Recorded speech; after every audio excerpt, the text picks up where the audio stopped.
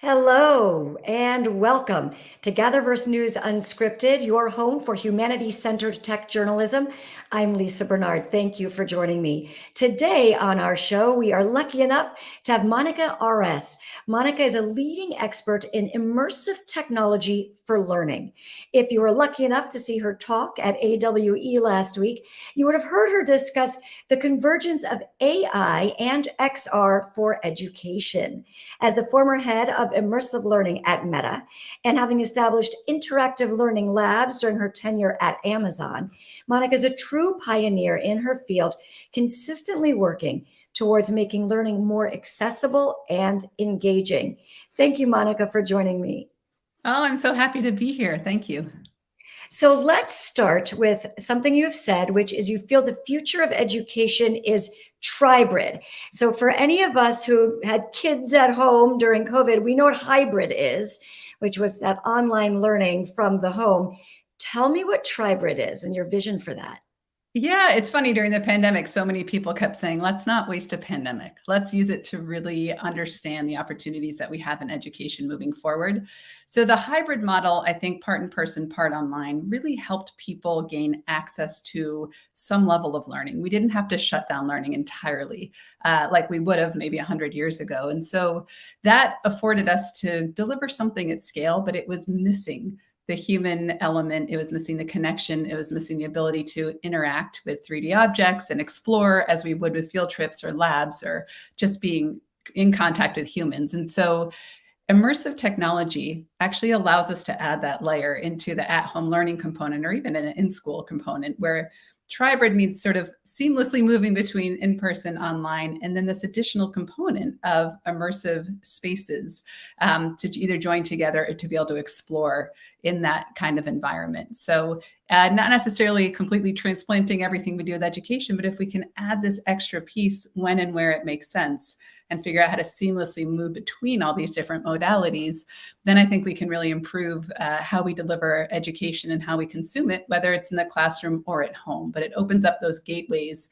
to allowing us to enjoy it on a deeper level. And can you give us an example? What might that look like? Yeah. So for example, right now, I always kind of use the example of like when I was little, I really loved everything related to astronomy. And so I often went to the encyclopedia. I opened up that page of the first moon landing. There was a picture of Neil Armstrong standing there. That was my only window into that moment in history. And that was enough for me. I found it fascinating.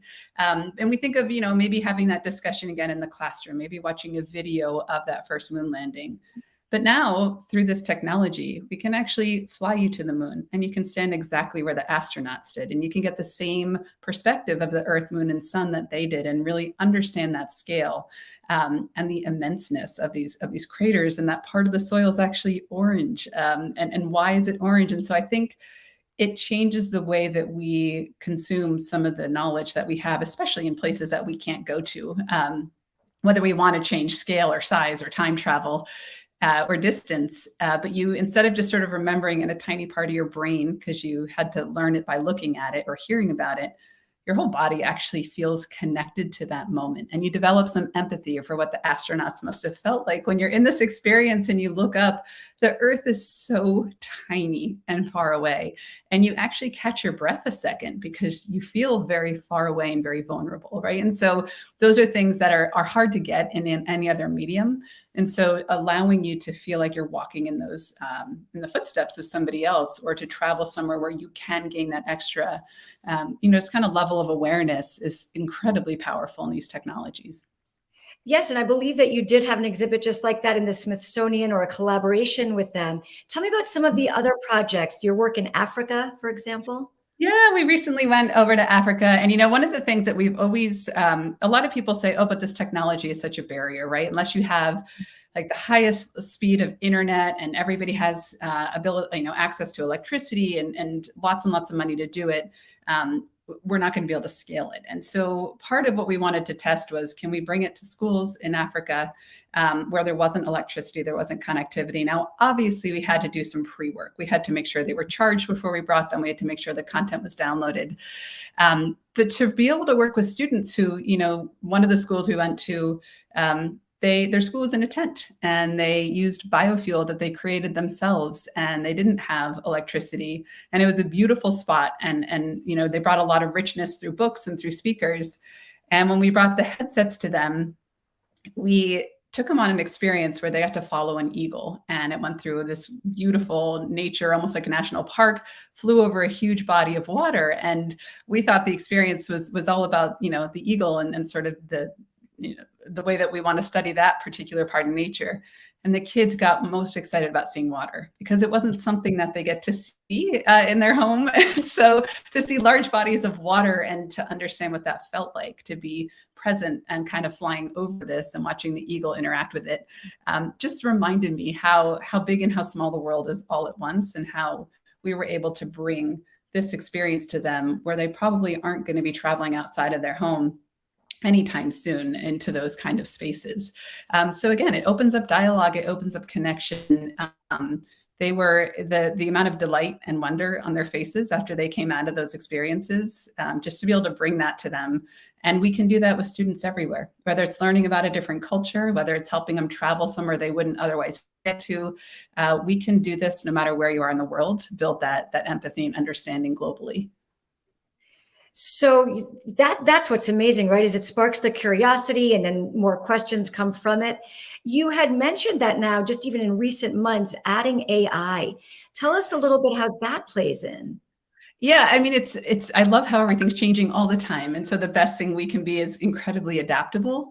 If you think about it, most of our technologies up to this point have been largely passive, right? They're obediently doing what we instruct them to do. And so I think this in turn made our education system kind of the same way, where rote memorization and standardized tests were the norm. It's all we had to really test people on these. Honestly, I don't think any of us thought this was the best way to learn. I just think those were the tools that we had. And so we were kind of locked into it. And so I think now that we're able to sort of move beyond that, and people kept saying our old way of learning was very much to help train us almost to be like robots. It was a lot of memorization. It was a lot of executing.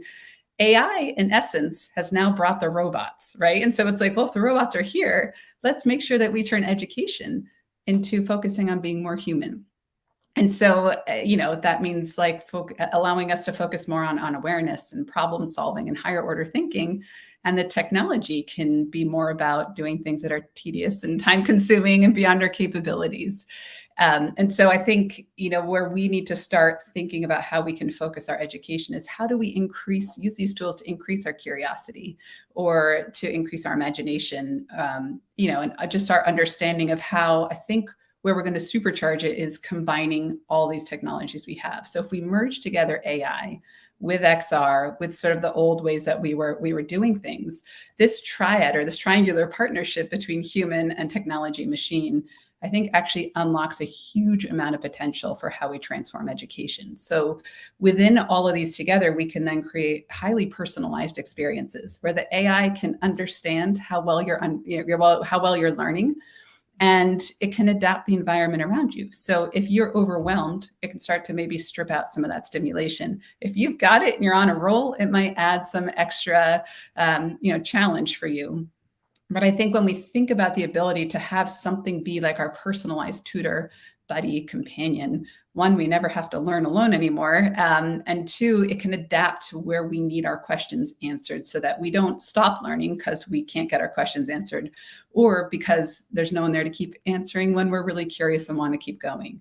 So this, along with all the technologies that we do have, I think are going to fix four of the biggest problems we have in education now, which is engagement, retention, personalized learning, and that skills-based assessment. So if you think about how we typically used to assess people, it was very much through standardized tests at all levels. It was like, whether it's corporate training, technical training, or just traditional schooling. But now, through AI, we can start to test people through conversation and chats. With immersive technology, we can make sure that we're understanding body language, using that as part of the assessment, eye tracking. And also coming to the scene is the ability to just go directly to our brain. So we can now use EEG data to really kind of measure the electric activity in our brain. And it can help us uncover things like our cognitive load, our focus and our engagement, our learning styles, our emotional states, and can even detect ADHD and dyslexia, long before a normal test would, or before you as a human might even start to pick up on it. So if we can start to combine all this information with how we can assess people differently, and then make these fully adaptive, personalized experiences, I think we can fully start to transform the way that we deliver content and experience it. Now, of course, content has been historically very challenging in these technologies, often costing millions of dollars, months to make. But AI, again, is going to supercharge that. There are a lot of tools coming in the market now where we can essentially speak worlds into existence. With a couple of words of text, it will build a 360 environment around you. There's still ways to go with that, but it's helping us understand how this adaptive learning might start to transform around us and move forward. So I love that these new pieces are helping us start to construct a different way of doing it. They are helping us as humans become more adaptable as we move forward, which honestly, we have to. We have to help people be adaptable at this point, because we will undoubtedly have job loss, right? The next 10 years, we're predicted to lose, I think, something like 25 million jobs due to AI. And most of them are sort of where we consider the higher paying jobs right now. It's like mathematician, engineer, financial analyst.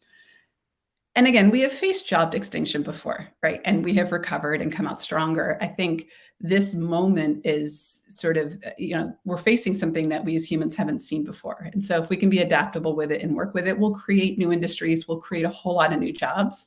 But it's something that we're going to have to be able to really be forward thinking on and lay those foundations that will hopefully serve generations to come.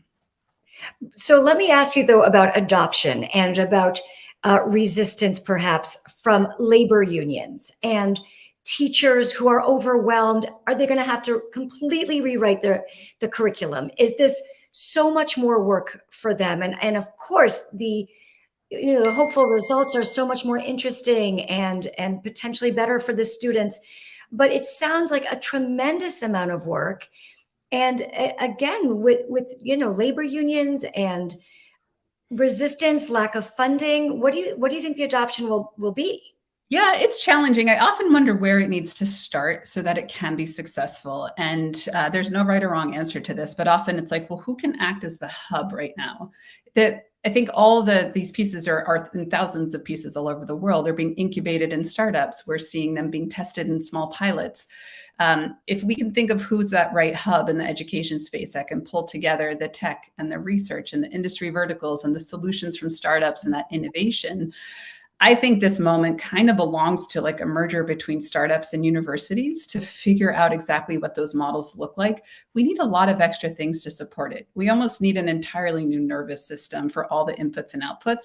Our old learning management systems have a hard time integrating the new technology, and we keep failing. So it's one of those things where it's like, maybe we need to rethink that. And so there are a lot of pieces that need to still be worked on before we can go to like a K-12 school with a fully deliverable package that works end to end. Now, that's not to say it's not being used in K-12. There are a lot of brave teachers. There are a lot of incredible leaders in that space who are willing to bring it in and start thinking about it, whether it's in the CTE courses or in one or two of the classes. And we're seeing a lot of success there. But it's those that understand that it's not a perfect deliverable system yet. However, it can add a lot of value. So for educators, I know, I taught for 10 years, and most educators go into the field because they want to be that person that gives students the aha moment, that makes them lifelong learners, that makes them curious. To be able to do that for another human is really powerful. But oftentimes they go in and there's a whole lot of red tape. And you're right, it is exhausting. They're already overworked. They're already stressed. They have sort of this like decision overload of people constantly trying to build them new solutions, which they try once and they don't often live up to their expectation. And so there is a little bit of apprehension there. But if we can get all these things correct, I think what it does is actually allows educators to focus more on that piece of being the one who can help unlock some of that curiosity in learners and those connections that will in turn make them incredible independent thinkers and feel that, sort of that light go off. So I'm hoping that this isn't just something that becomes a burden to educators that makes it harder for them. AI actually helps a ton with lesson planning, with grading, with helping them figure out where the value is and what they're actually delivering. It helps the students as well. But if we can all work together and figure out where that sort of that intersection is in that sweet spot that brings everybody forward, there's going to definitely be change. It's going to be a little chaotic in the beginning stages. It always is. But I think, what we need to hopefully come together and decide is, as we get all these new tools, they will help solve some of our biggest problems, including education. But I hope that this little triad that we form never creates any wider divides, right? Like if we can't figure out a way to use this technology that benefits all of humanity by increasing access to education and closing the economic divide, then honestly, we will have done it wrong. And so I want to make sure that in this moment, we bring together the educators, the thought leaders from higher ed to K-12, to those that are actually working on the little pieces independently. And we move forward with a commitment to responsibility and that empathy and wisdom, so that we can get it right. Our education system has been failing for a long time. I think everybody knows that. It's not a surprise to anyone. We need to revamp it. This is our opportunity. And so I hope we can be very thoughtful about it as we move forward. Yes, I'm really happy to hear you talk about the equal access and, concern for digital divide and all of that. And of course, ethics and all of it is so important. Do you have any time frame, any guess with a crystal ball of how far out are we from this sort of education revolution? I think it's on an exponential curve. And so as we build new technology, it will in turn create faster and faster progress. And so I think, the XR curve felt slow because we were just building hardware, and the hardware has become great, but then we didn't have enough content to warrant using the hardware more than a couple of times. AI is going to come and suddenly, we've already seen that exponential curve go straight up, but when we blend the two together and we bring it into the education space, it will help create content much faster, and suddenly content won't become the issue, right? So that's going to go up. It's going to help us figure out how to go across all the different modalities that we learn on and pick which one's best. So we're not going to be custom making every single part of this, and it's going to help everyone gain access to tools and information faster than we ever could before. So again, I think it's going to open up new pathways for how we spend that time in the classroom and with each other. And so, in the same way that I think prior to this, I would say probably the most incredible invention was probably the cell phone, because we could suddenly access the world's information from our pocket whenever we were curious, wherever we were. That the evolution was quick, but we didn't quite figure out how to adapt our schooling to it as well. And so I hope this time around, we know that evolution is going to be exponential. And I hope we continue to really think about how we're going to adapt all this together as we move forward. But I'm hoping, it's not going to be immediate. I don't have that crystal ball, but I would say, we keep saying 3 years out and then 5 years out. And so I think that 3 years will be where the tools have gotten good enough that we can start to really pull these things together. Hopefully the technology will be at the right price point and deliver, the right experience that will have that entire nervous system built out so that we can have the inputs and outputs seamlessly going. And honestly, that just might be AI as well. It might be an AI chatbot, the new learning management system. It might be some kind of almost like invisible, intuitive system that allows it to know what content you need and deliver it seamlessly in the best possible way and keep track of how you're learning across all these digital surfaces, so that it's always gathering how you're learning, where you're learning, and making sure you're getting credit for that, which up to this point is really hard to do. We don't do that. So I think, again, hopefully in 3 years, we start to see where those clear pathways are of where we should be building some of this. And hopefully by 5, we're comfortable enough that it's really starting to be used in some of the very first pilots successfully at scale. Thank you. Thank you for that vision and for looking into the future with us. I'm so grateful. And thank you so much for joining us today. Thank you. I appreciate it. Enjoy the rest of your day. You too. You too. Thanks so much. And good luck with all these ventures. Thank you. And thank you all for watching. Tomorrow, please join us again right here at noon Pacific time. Priya David Clemens will be joined by Alex Howland with Verbella. Verbella helps companies have employees work in the metaverse rather than in traditional office settings. That's on tomorrow's show at noon Pacific time.